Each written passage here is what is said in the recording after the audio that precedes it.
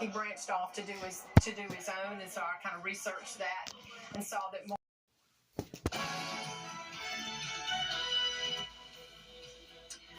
Coming up tonight, South Carolina governor catching some heat from the Democratic Party in the state. We will have a live report on that.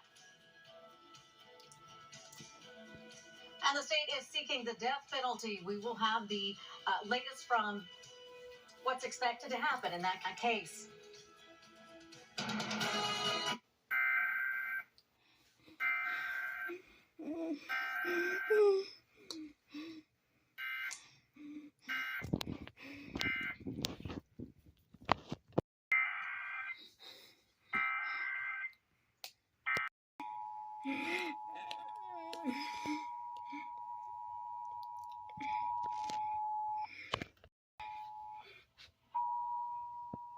Sponsored by Morgan & Morgan, America's largest injury law firm.